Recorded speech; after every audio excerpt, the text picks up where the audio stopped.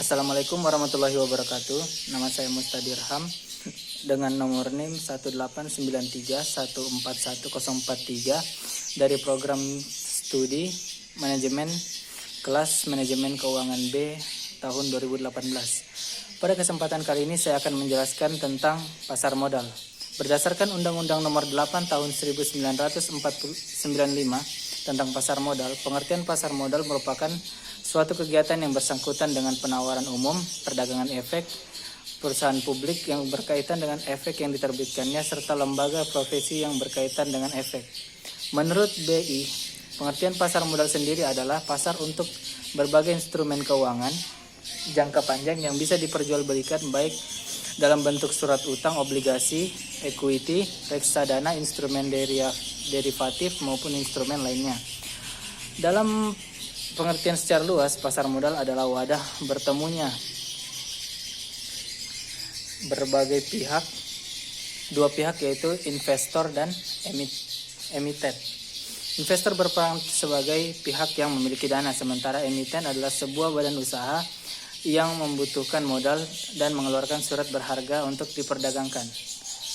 Selanjutnya, untuk regulasi tentang pasar modal, berdasarkan Undang-Undang Pasar Modal Nomor 8 Tahun 1995, kegiatan pasar modal di Indonesia ini diawasi oleh Otoritas Jasa Keuangan atau OJK yang menjalankan fungsi sebagai berikut. Pertama, menyusun peraturan pelaksanaan di bidang pasar modal. Yang kedua adalah melaksanakan protokol manajemen krisis pasar modal. Yang ketiga, menetapkan ketentuan akuntansi di bidang pasar modal.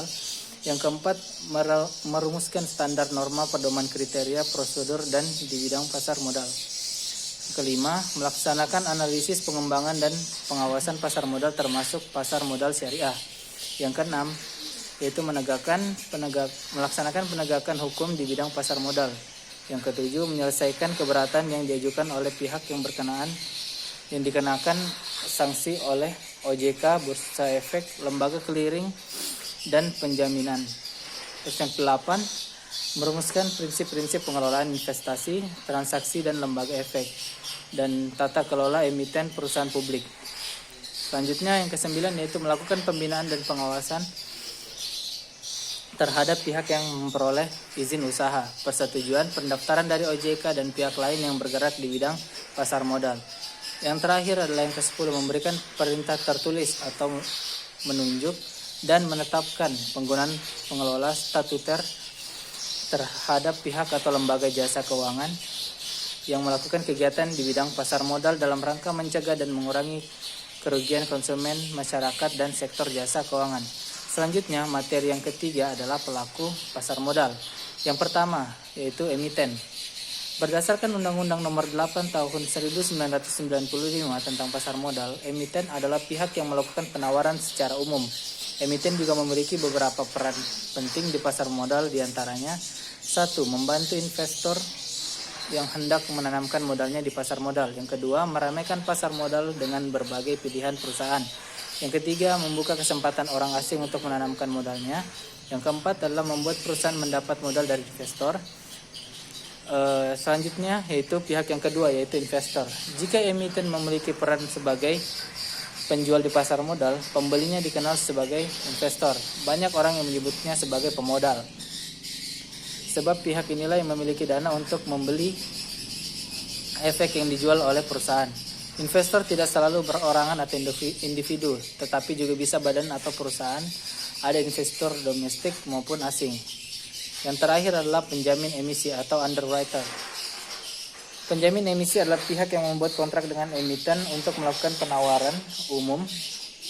Mereka terkadang bisa saja membeli sisa efek yang tidak terjual. Umumnya, tugas mereka adalah membantu emiten dalam rangka mempersiapkan pernyataan pendaftaran berikut dokumen pendukungnya, memberi konsultasi di bidang keuangan, melakukan evaluasi terhadap kondisi perusahaan antara lain keuangan, pemasaran, dan produksi, serta prospeknya, dan menentukan harga saham bersama emiten.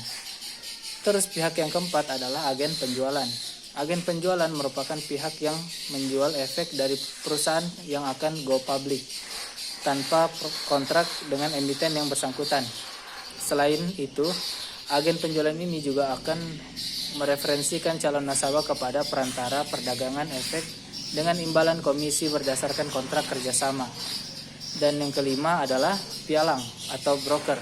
Broker atau pialang dianggap sebagai seseorang atau suatu perusahaan yang bertindak sebagai perantara atau mediator atau penghubung transaksi antara pembeli dan penjual. Dalam dunia pasar modal atau investasi, pengertian broker sendiri adalah individu atau sebuah perusahaan yang bertindak sebagai perantara transaksi antara investor yang kita kenal sebagai konsumen dan pasar modal. Materi keempat adalah jenis-jenis pasar modal. Yang pertama, pasar perdana. Pasar perdana merupakan tempat efek-efek atau surat-surat lainnya diperdagangkan untuk pertama kalinya, sebelum nantinya dicatat pada bursa efek. Atau bisa juga disebut investor membeli surat berharga atau saham sebelum dilakukan penawaran umum perdana atau Initial Public Offering atau IPO. Yang kedua yaitu pasar sekunder. Lain halnya dengan pasar perdana, di pasar sekunder investor dan pihak penjual surat berharga bisa melakukan jual beli yang telah tercatat di bursa efek. Investor yang telah membeli efek di pasar perdana juga bisa menjualnya ke pasar sekunder. Salah satu hal yang membedakan pasar perdana dan pasar sekunder adalah siklus jual belinya. Pada pasar perdana, proses jual beli terjadi antara investor dengan perusahaan. Sementara itu, pasar sekunder proses jual beli terjadi antara investor dengan satu investor lainnya. Materi yang kelima yaitu peranan pasar modal. Pasar modal juga memiliki beberapa peranan penting terhadap perekonomian negara. Di antaranya, yang pertama, memberikan fasilitas transaksi saham dan surat berharga lain yang diperdagangkan. Yang kedua, memberikan kesempatan pada investor, dalam hal ini masyarakat, untuk mendapatkan keuntungan. Yang ketiga, pasar modal memberikan peluang bagi perusahaan untuk pemenuhan keinginan para pemegang saham dengan kebijakan dividen dan stabilitas harga sekuritas yang normal. Yang keempat, pasar modal juga memberi kesempatan kepada investor untuk menjual kembali surat berharganya. Yang kelima, pasar modal memberikan kesempatan kepada masyarakat luas untuk turut berpartisipasi dalam perkembangan dan kemajuan perekonomian. Masyarakat umum juga mempunyai kesempatan untuk mempertimbangkan alternatif cara pengelolaan uang mereka.